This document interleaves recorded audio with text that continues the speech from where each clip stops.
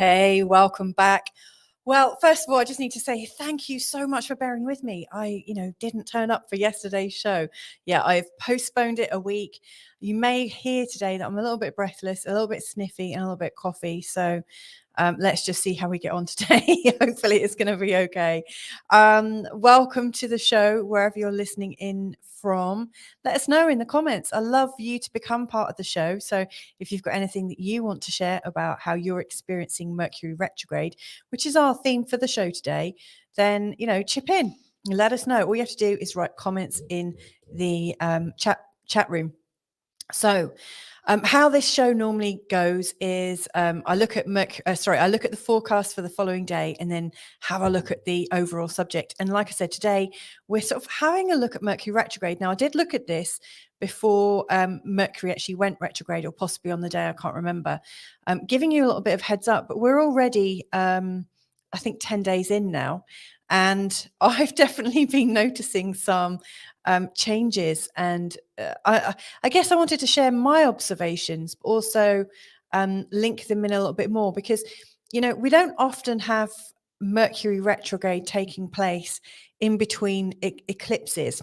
It's not rare, but it's not the common Mercury retrograde necessarily. We might have one of them a year, which is very much tied into the eclipses, but not necessarily the same case for any others. And so, yeah, I wanted to kind of incorporate those two messages a little bit more and to demonstrate it with a few charts, how it might show up. So hopefully that'll be useful. I can see I'm getting a comment in now. So that's so lovely. We've got lovely Shannon from Open Door Heart. Howdy. I'm here until Jim comes home for lunch. Well, thank you. Obviously, this is one of my good friends from Texas. That's why we've got howdy, and also why it's lunchtime for them, and it's 6 o'clock where I am in Portugal in Europe. So thank you so much for joining me today. I've got Sarah Taylor from the north of Portugal joining us with a lovely hello. Hello, my darling. How are you? And yeah, I can see there are more people in the, sort of lurking around. I heard this weekend that I've actually got some lurkers. I was at a party and found out there are people that watch my show that haven't declared themselves in the chat room. And that's cool too. You don't have to say hello, but it is very nice. So anyway, let's start as we always do by going to tomorrow's hastily prepared forecast. Hey, so for the 2nd of May then, here's your update. So we've got the moon going into the sign of Libra first thing, and that is really bringing out a sense of dare I say, entitlement. The moon in the sign of Libra is really nice, and it's also very gracious and quite special and very creative, and it's going to bring up, I think, some issues to do with our standing in the world. Now, the moon is also going to be in a trine with Pluto, so that's giving us an energy of transformation and an energy of strength, where we're wanting to be very, very resourceful. And later on in the day, we've got this lovely energy of Jupiter in a semi-sextile to Neptune, which I think is very much a dreamer's position. So overall, I'd say for the 2nd of May, the thing to focus on is where you'd like to be in life, and how you can feel balanced and strong. And then from there, develop a little bit of creativity around. And definitely not one to get your knickers in a twist about. So I kind of sabotaged myself there. I did a bit of an oops. But anyway, there we go. That's the sort of theme for Mercury retrograde. So there's been a few things that have been going on for me in this last 10 days. First of all, hold the press. I'm actually looking. I've got a missing client, a case of a missing client. So somebody last week, and if it's you, please do check your junk mail inbox. Somebody paid for a reading, and they've got the initials AB.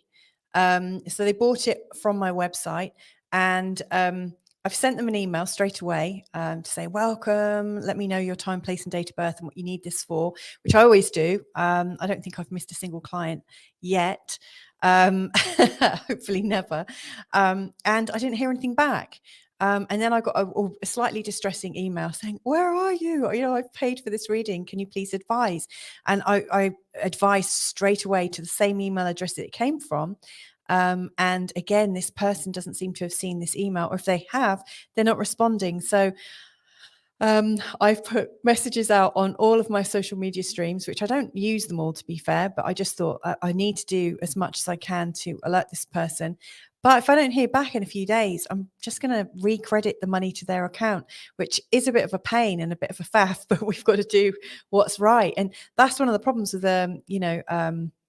an internet business when you're doing everything over the internet. If for some reason your email goes astray or isn't seen, people can get the wrong idea and this, that, and the other. So yes, I've got a bit of a junk mail situation. So we've got a client that's missing in action. Please, I hope you hear me. And also, I'm suddenly more busy. I've got a lot more inquiries and a lot more emails. So there's definitely that theme going on. And it's been very difficult for me to keep up.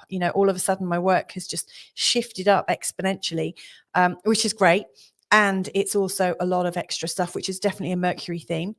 And I did some work for somebody and thought I'd sent it to them. And actually, I hadn't included the actual audio file. And I was just thinking, hang on, I haven't really heard from them. I wonder if they're okay. And then found out I hadn't sent the audio file. I sent the charts, but not the audio.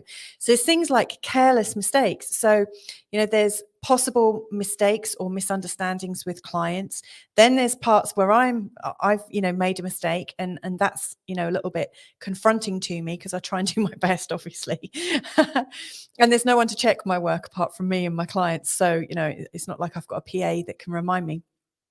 So I've had those on the very sort of physical side of things, and then on the sort of metaphysical, I've had a lot of healing stuff come up. So old patterns, old thoughts.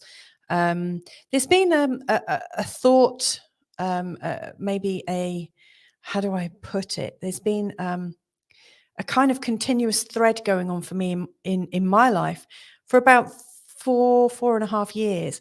And I've had a repeating pattern that has come up a lot during that time.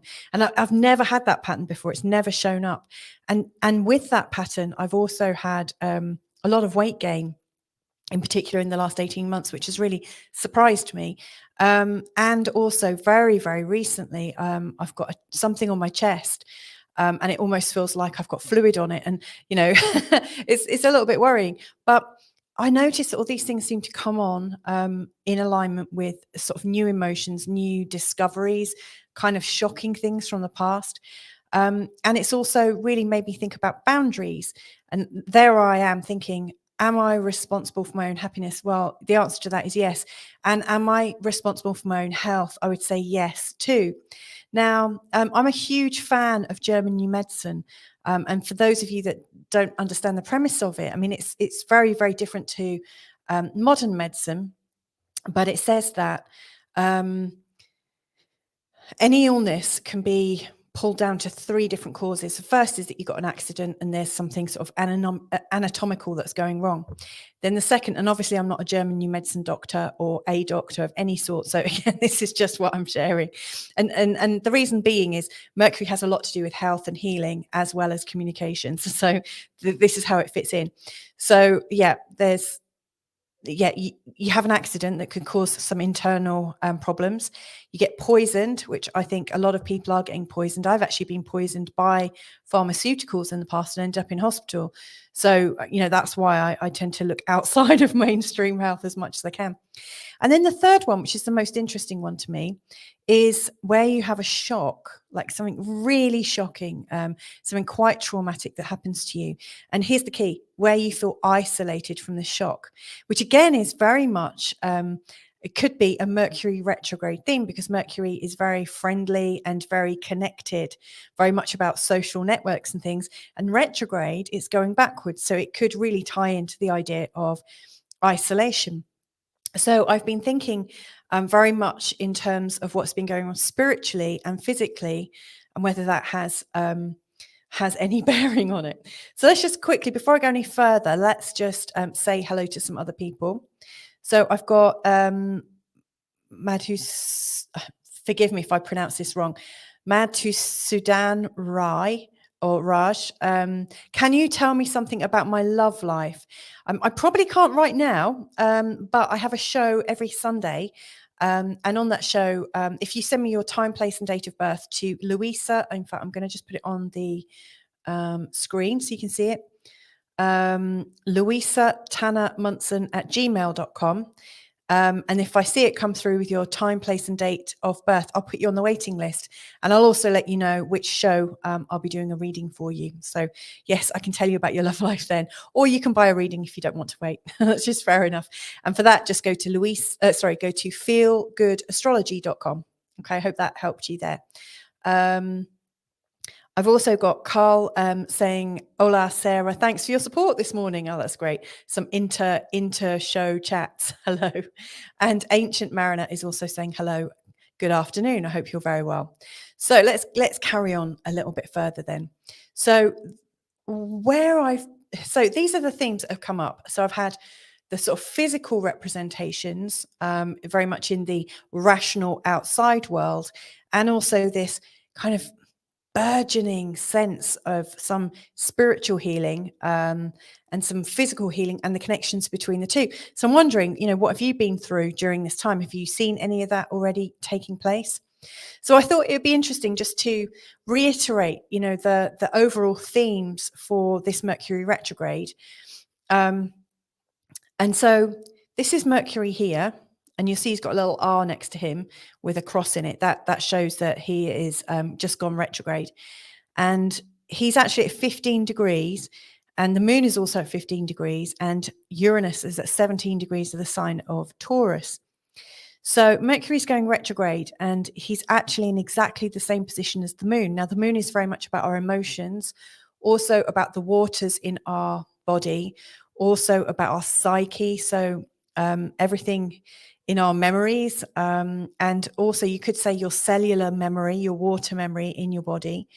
And Taurus is very much a sign that I think is really associated with nature, being natural, but also very much about money and the values in life that we have. Like, do we feel valued or don't we feel valued? How do we value ourselves, and where do we put our value systems? Now, Uranus is about shocks and changes and a reset of consciousness. Uranus is very much a theme about what we channel, what comes through us. It could be what connects us to everything. So, as Mercury was coming into this position, the last thing Mercury would have done was Mercury was in a conjunction with Jupiter, which made us feel quite expansive. Then in a conjunction with the Sun, which kind of brings up a feeling of personal identity in our communications. And then he most recently crossed over the North Node. Now, the North Node, as I'll be talking a little bit later on this week, I think on Thursday's show, I'm going to talk about the penumbral lunar eclipse. And I've already spoken previously about the total solar eclipse that we had on the 20th of April. Now, I haven't actually really linked it into the nodes and what the nodes are responsible for.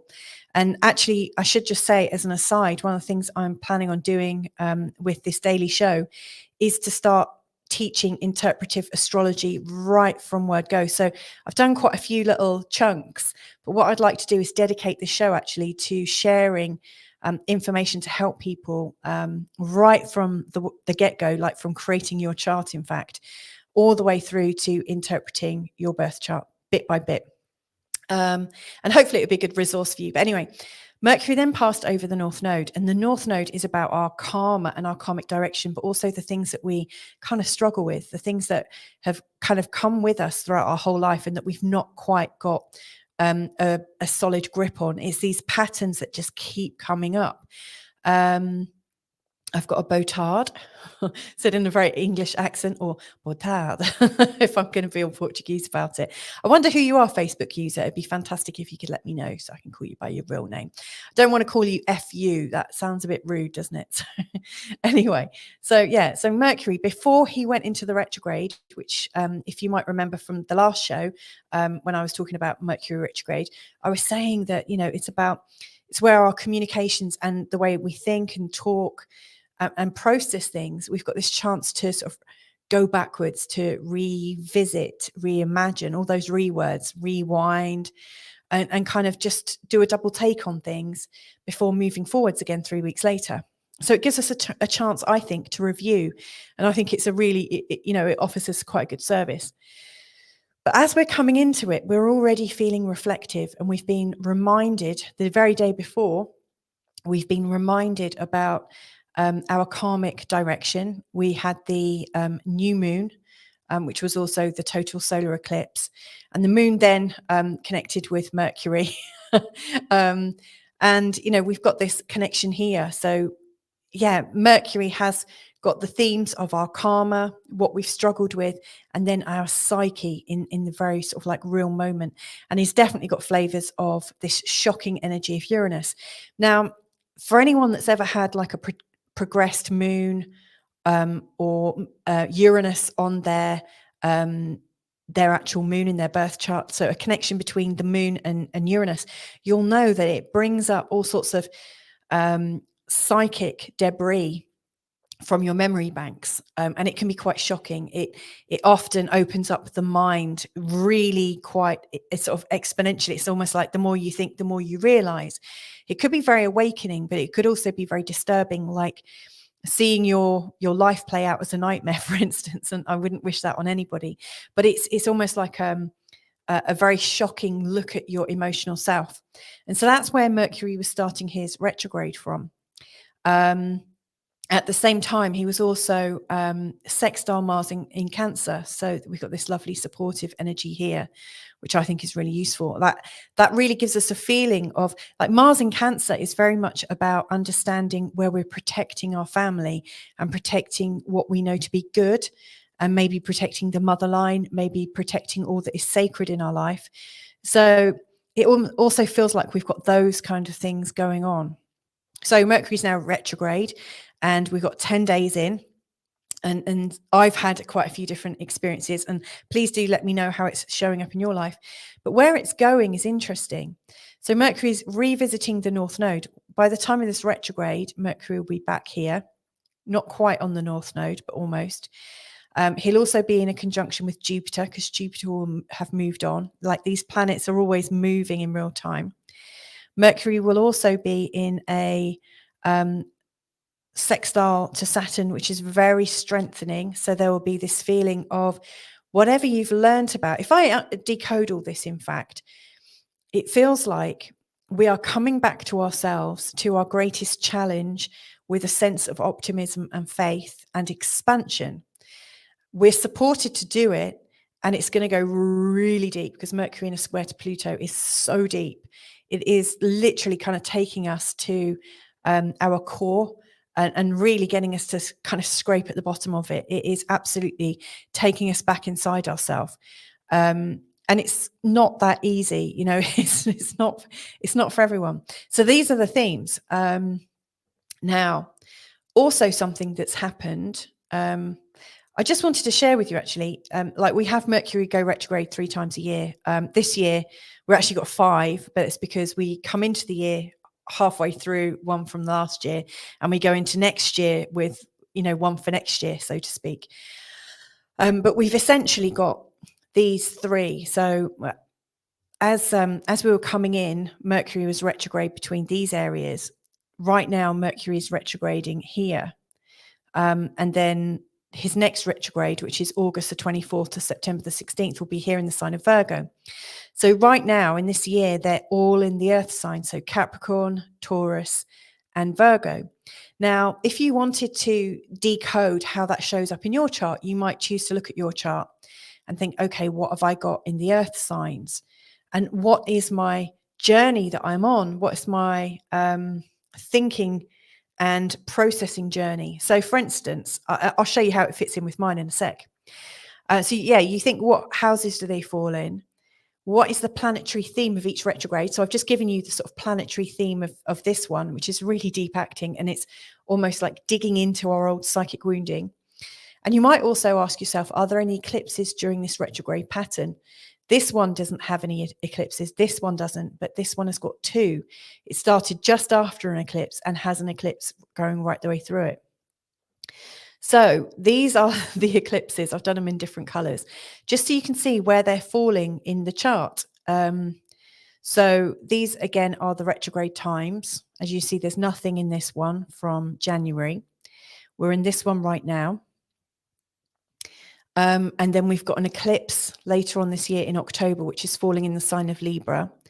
And we've got an eclipse on the 28th to 29th of October, which is in Taurus and Scorpio, which, funnily enough, we've got a Scorpio and Taurus eclipse. They're essentially full moon eclipses. So we've got the first one, like I said, in it's a full moon in Scorpio opposite the sun in Taurus. And then later on, about 6 months later, we've got the full moon in Taurus in opposition to the sun in Scorpio. Now, these are pretty deep acting. And so as I see it, what we're working on right now and clearing for ourselves could really make a difference and could be either tested around the later eclipse in October, or you may well find that you get to move on significantly in terms of your karma, the karma that you've been working on. So to me, I really see that this is a year of breaking patterns and really coming to the end of what has been ailing you. So let's just have a look at how that plays out in a chart. And before I do that, just seeing if there's anyone else commenting. Oh, it's Tabitha. For some reason, I'm FU on the morning show as well. Sorry about that. I'm restless. I want to be on the move anywhere. Okay, fair enough. And I totally appreciate that in you. I think that's great. So this is my own chart. I thought I'd use this because these things here are really important in a birth chart. So this is the ascendant, this is the descendant, and then we've got the midheaven, and we've got the IC, which is the angle to do with the home. So this is like you, everyone else. So it's like your physical reality, your boundaries. This is everyone outside of you and everyone that you project on. Then we've got midheaven, which is about our career and how we stand in the world, and very much about our thoughts about authority. And then down here is about our home. So for me, in January, when it was in the sign of Capricorn, I had something very much about communications and how I want to communicate. And I was very much reflecting on how I am within my local community, which is another sort of theme for the third house. You know, what am I giving back? You know, and can I create a community? Where do I belong? I guess is another one that comes up with a third house. It's a lot of questioning that can go on. Now, in April, May, with the April-May retrograde, which is here, it starts here in my 7th house, which is about partnerships. And then it ends up in the 6th house, which is about our day-to-day and work and our physical health. And then it starts moving forwards again. And it's always going this way, apart from when it's retrograde. So there's definitely this theme at the moment with the retrograde for me, that I'm learning stuff about everyone outside of me, everyone I might be projected on by, but also people that I'm projecting onto, which includes my clients and the interactions with my clients. And then it's going back into my 6th house, which is very much about my physical health and how I like to organize myself and how fit for purpose things are. It's very much about fitness, actually. And right now, Mercury is right over this line, which is really, really important. Like this is known as the 7th house cusp. And so the effect of Mercury right now for me is really quite strong in my chart, really showing that there's some very deep introversion going on, a lot of rethinking around this. And I can confirm that that's definitely true. And then we've got this eclipse, which is taking place on the 5th of May. And it's right here. This is where it takes place. It's here in my 7th house. And then the full moon itself is in my 1st house, but in a conjunction with my ascendant. So it's very much this whole sort of May full moon eclipse is very much about the new me and how I see myself and my boundaries, and also how I am in relation to other people. So me versus you, really, and how I can make that work. And then as you go through like August and September, my focus is on sort of like business and networking, and it's shifting between the two. And then we've got the October eclipse. This one here, as it falls in my chart, is awakening my unconscious mind and all those things about me that are unfinished. And then as we end the year with, or end the year's worth of eclipses, it's very much versus my unconscious mind and my conscious effort. So it's like my physical health and my mental health. So hopefully I can get whatever's going on with my health right now sorted right now, so that by the time this comes around later on in the year, all those old patterns are completely eradicated and have been replaced with some, positive new ones. But as you can see, it's quite helpful to see where all this is taking place, because it gives you a real sense of what you're learning about yourself. And for me, there definitely exists this need to understand my relationship and how I can be with other people. Very much about surrounding themes like people pleasing and sacrifice, and projecting onto people ideas that may or may not be true or accurate. So there's a lot going on. Now, this is how it shows up in somebody else's chart that I know very well. And right now, this retrograde is going over their part of the career.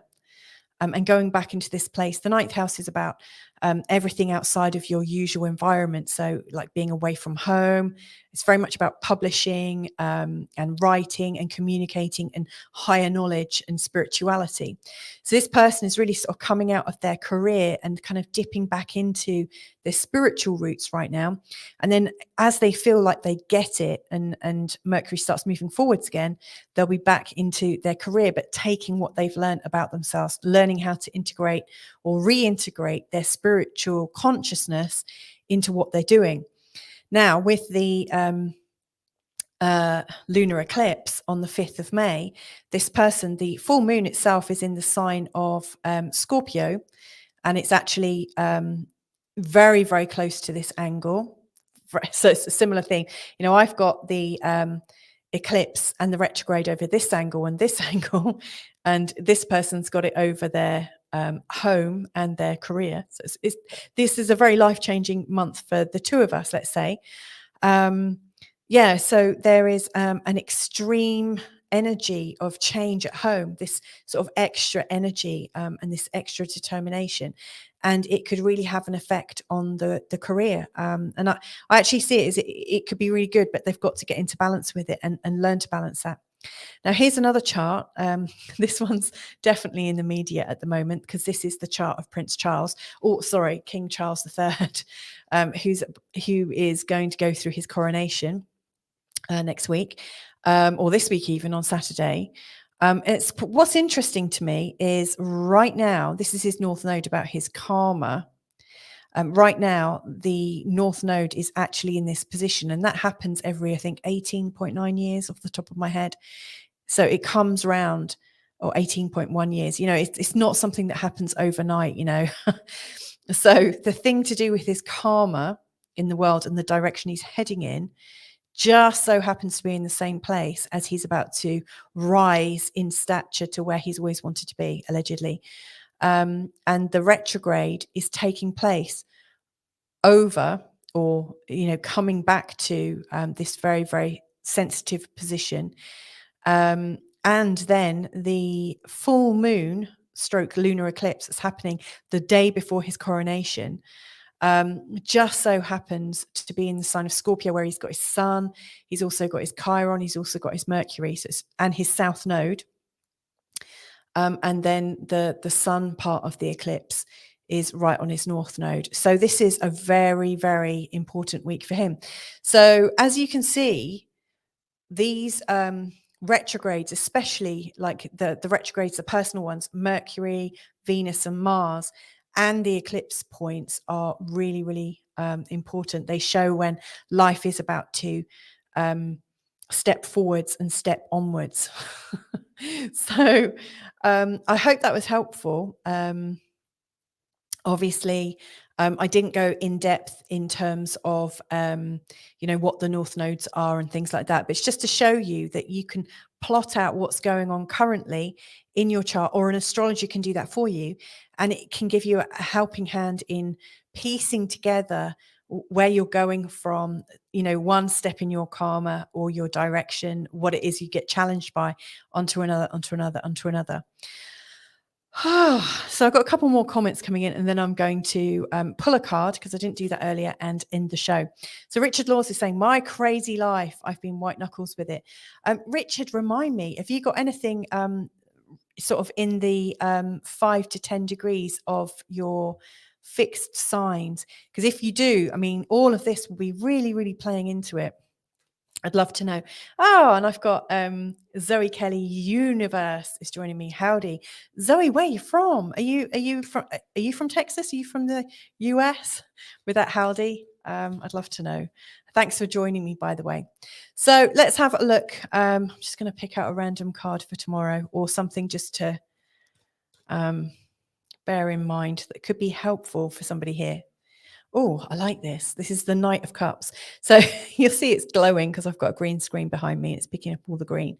But the Knight of Cups is a really lovely romantic card. It's very much about new romantic situations, this feeling of growing love in yourself, in fact, and it's like you've got this new level of self-esteem, a new sort of clearing, a new possibility, and it's showing you sort of following your heart and following what is arising within you. It's really quite, I don't want to say playful, because I mean it looks quite serious on that, but I do think the Knight of Cups is lovely. It's like a lovely release from who you are to explore the world in an emotional way. I really love that. So that's great. Oh, so you're from Florida. Lovely. I hope it's nice there today, Zoe. I've got a few clients in there and they have quite a nice time of it. So that's all great. Anyway, thank you so much for joining me today. I'll be back tomorrow. And tomorrow I'm actually going to look at the coronation chart. Hopefully tonight, I'm really, really hoping to record something not just about the coronation, but actually about Prince Charles's chart.